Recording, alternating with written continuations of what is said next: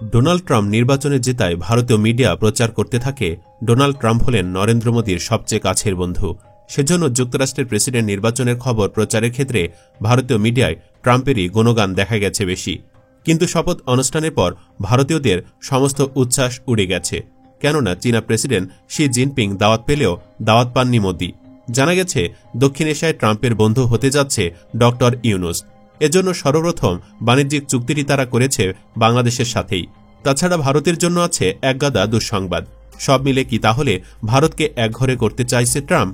কেন দেউলিয়া হবে ভারত? চলুন বিস্তারিত জেনে নেওয়া যাক। ভারতের কপালের ভাঁজ শুরুতেই চওড়া করেছিলেন খ্যাপাটে বিশ্ব নেতা হিসেবে পরিচিত ডোনাল্ড ট্রাম্প। শপথ অনুষ্ঠানে চীনের প্রেসিডেন্ট শি জিনপিংকে দাওয়াত দিয়েছিলেন ট্রাম্প। সেই দাওয়াতে জিনপিং সায় দিতে পারবেন না বুঝেই হয়তো তার সাথে ফোনে আলাপ করেছেন ট্রাম্প।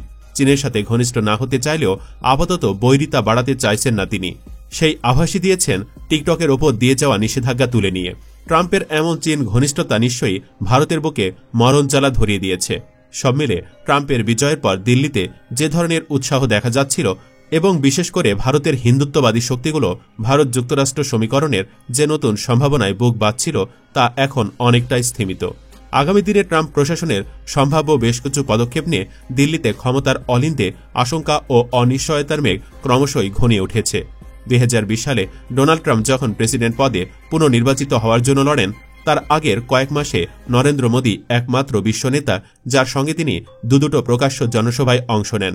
দুই নেতার মধ্যে তখন যে ধরনের প্রকাশ্য ঘনিষ্ঠতা, বন্ধুত্ব ও মাখামাখি চোখে পড়ত, গত কয়েক মাসে কিন্তু তার ছিটে ফোটাও দেখা যায়নি। সেপ্টেম্বরে নরেন্দ্র মোদীর আমেরিকা সফরেও দুজনে দেখা হয়নি।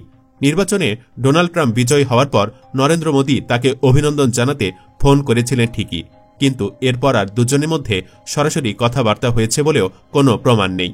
উল্টো প্রেসিডেন্ট হিসেবে দায়িত্ব গ্রহণের কয়েক ঘণ্টার মধ্যেই ডোনাল্ড ট্রাম্প হুঁশিয়ারি দিয়েছেন তার প্রশাসন আমদানি করা পণ্যের ওপর 10% হারে ট্যারিফ বা আমদানি শুল্ক বসানোর কথা বিবেচনা করছে। আর এই ট্যারিফ যুদ্ধে ভারতও প্রবলভাবেই তার নিশানায় আছে, যাদের তিনি একদা ট্যারিফ কিং বা শুল্ক বসানোর রাজা বলে বর্ণনা করেছিলেন। ডোনাল্ড ট্রাম্পের যুক্তি ছিল ভারতের মতো এত চড়া হারে আমদানি শুল্ক প্রায় কোনো দেশই বসায় না, অথচ তারা আশা করে ভারতে তৈরি জিনিসপত্র খুব কম ট্যারিফে আমেরিকার বাজারে বিক্রি করতে পারবে। আমেরিকা বিশ্বে ভারতের সবচেয়ে বড় বাজার, সেখানে চড়া হারে শুল্ক বসানো হলে সেই ঘাটতি যেমন বাড়বে, ভারতের প্রবৃদ্ধিও নিশ্চিতভাবে ব্যাহত হবে। এটা পরিষ্কার যে আমেরিকাকে গ্রেট বানানোই ট্রাম্পের লক্ষ্য, ভারতকে নয়। কাজেই ভারত যদি তাদের নিজেদের চড়া শুল্ক না কমায়, আমেরিকার বাজারেও ভারতের ওপর বিরাট ট্যারিফ বসানোটা একরকম অবধারিত। আর এমনটি হলে চরম ধাক্কা খাবে ভারতের অর্থনীতি। তাছাড়া কারণ গত কয়েক বছর ধরে নিষেধাজ্ঞাকে পাশ কাটিয়ে ভারত যেভাবে রাশিয়া ও ইরান থেকে সস্তায় তেল কিনে আসছে, সেটাও এখন অনেক কঠিন হয়ে পড়বে। ডোনাল্ড ট্রাম্প তার নির্বাচনী প্রচারণাতেও বলেছিলেন আমেরিকার কোম্পানিগুলো যাতে বিদেশ থেকে এনে কর্মী নিয়োগ না করে আমেরিকার বাসিন্দাদেরই চাকরি দেয়, সেই লক্ষ্যে তিনি H-1B ভিসার সংখ্যায় ব্যাপক ছাঁটাই করবেন। H-1B হল এক বিশেষ ধরনের নন ইমিগ্রেন্ট মার্কিন ভিসা, যার আওতায় মার্কিন কোম্পানিগুলো আধুনিক বিশেষায়িত প্রযুক্তি বা তাত্ত্বিক ক্ষেত্রে বিদেশি কর্মীদের সাময়িকভাবে নিয়োগ করতে পারে। বিগত কয়েক দশকে লাখ লাখ ভারতীয় নাগরিক এই ভিসার সুবাদেই আমেরিকায় প্রবেশের ছাড়পত্র পেয়েছেন। তাদের অনেকে তথ্য প্রযুক্তি, হেভি ইঞ্জিনিয়ারিং, সাইবার সিকিউরিটি বা আর্টিফিশিয়াল ইন্টেলিজেন্সের মতো বিভিন্ন খাতে আজ কর্মরত বা সুপ্রতিষ্ঠিত। ট্রাম্প জানায় শুধু এই ধরনের বিদেশি কর্মীদের সংখ্যায় কমানো হবে না, H-1Bতে আসা বাবা মায়ের আমেরিকায় জন্মানো সন্তানও মার্কিন নাগরিকত্ব পাওয়ার অধিকার হারাবে বলে প্রেসিডেন্ট একটি নির্বাহী আদেশ জারি করেছেন। এছাড়া প্রতি বছর যে হাজার হাজার ভারতীয় শিক্ষার্থী স্টুডেন্ট ভিসা নিয়ে মার্কিন কলেজ বা বিশ্ববিদ্যালয়গুলোতে পড়াশোনা করতে চান, তাদের ভিসার সংখ্যাও কমানো হবে বলে জানানো হয়েছে। সোজা কথায় ভারতীয় নাগরিকরা যাতে আমেরিকায় পাড়ি দিতে নিরুৎসাহিত বোধ করেন, ট্রাম্প প্রশাসন তার জন্য সব ধরনের পদক্ষেপ নেবে বলে ইতিমধ্যেই বুঝিয়ে দিয়েছে। তাছাড়া প্রায় 7 লাখ অবৈধ ভারতীয়কে পাঠিয়ে দেওয়া হবে নিজ দেশে। অন্যদিকে প্রেসিডেন্ট বাইডেনের আমলে যে প্রসঙ্গটি দিল্লি ও ওয়াশিংটনের মধ্যে বারবার প্রকাশ্য বিরোধের কারণ হয়েছে, তা হল বাংলাদেশ। শেখ হাসিনার আমলকে দিল্লি আগাগোড়া স্থিতিশীল, শান্তিপূর্ণ ও প্রগতিশীল বাংলাদেশ বলে বর্ণনা করে এসেছে, যে মূল্যায়নের সঙ্গে আমেরিকা কখনোই একমত ছিল না। বাংলাদেশে গণতন্ত্রের অবক্ষয় ও মানবাধিকার লঙ্ঘনের ঘটনাগুলোকেই তারা বেশি গুরুত্ব দিয়ে এসেছে, আর তা নিয়ে ভারতের সঙ্গে বিরোধ সামনেও এসেছে বহুবার। গত আগস্টে ঢাকায় নাটকীয়ভাবে ক্ষমতার পালাবদলের পর সেই বিরোধ তুঙ্গে পৌঁছেছিল। তবে ভারত এখন আশা করছে ট্রাম্প প্রশাসনের আমলে বাংলাদেশ নিয়ে আমেরিকার অতি সক্রিয়তা অনেকটাই কমে আসবে, ফলে বাংলাদেশের ওপর থেকে নিয়ন্ত্রণ হারাবে ভারত। ভারতের পররাষ্ট্রমন্ত্রী এস জয়শঙ্কর ট্রাম্পের শপথ গ্রহণ অনুষ্ঠানে যোগ দিতে যাওয়ার আগে দিল্লিতে বলেছিলেন, এখন আমরা সবাই সম্ভবত এক নতুন যুগের সম্মুখীন হতে যাচ্ছি। আমেরিকা তার নিজের স্বার্থের দিকে তাকিয়ে বিদেশ নীতি তৈরি করবে এবার, গোটা বিশ্বের ভালোমন্দ নিয়ে অত মাথা ঘামাতে যাবে না।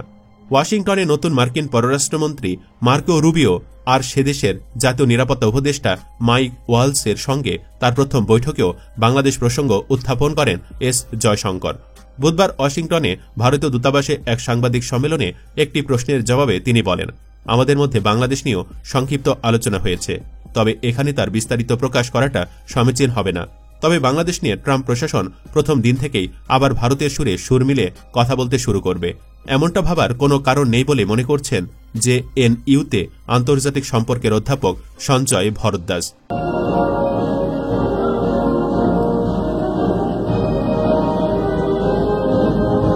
তিনি বলেন, কাল থেকে বাংলাদেশ নিয়ে দিল্লি ও ওয়াশিংটনের মধ্যে আর কোনো মতভেদ কিংবা দৃষ্টিভঙ্গির ফারাক থাকবে না।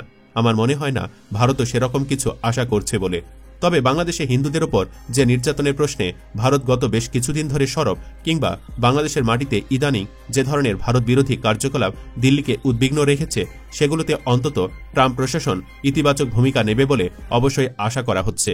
বিশ্লেষকদের পর্যবেক্ষণ হল, আমেরিকার দাবি সবার আগে, ডোনাল্ড ট্রাম্প প্রশাসনের এই নীতির সঙ্গে ভারত তাদের নিজস্ব স্বার্থ ও অগ্রাধিকারের ভারসাম্য রেখে যতটা চলতে পারবে, দ্বিপাক্ষিক সম্পর্কের গতিপথ সেভাবেই নিরূপিত হবে।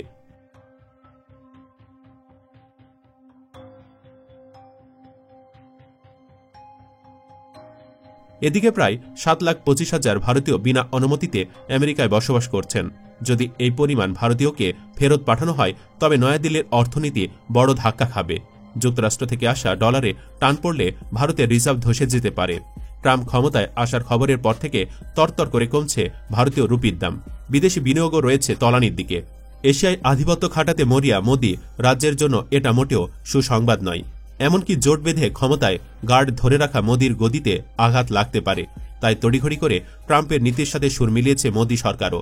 দিল্লির প্রথম ধাপে শনাক্ত হওয়া এই অবৈধ ভারতীয়দের ফেরত আনতে চাই। রাজনৈতিক সম্পর্ক বিশ্লেষকরা বলছেন, অল্পের মধ্যে ধাক্কা সামলাতে দিল্লি কোনো কথা খরচা না করে ট্রাম্পের এই মতে সায় দিয়েছে।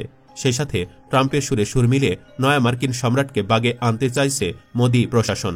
কারণ ট্রাম্প বেঁকে বসলে কেবল অবৈধ অভিবাসী নয়, ভারতের ওপর বহু নিষেধাজ্ঞার বোঝাও চাপানো হতে পারে।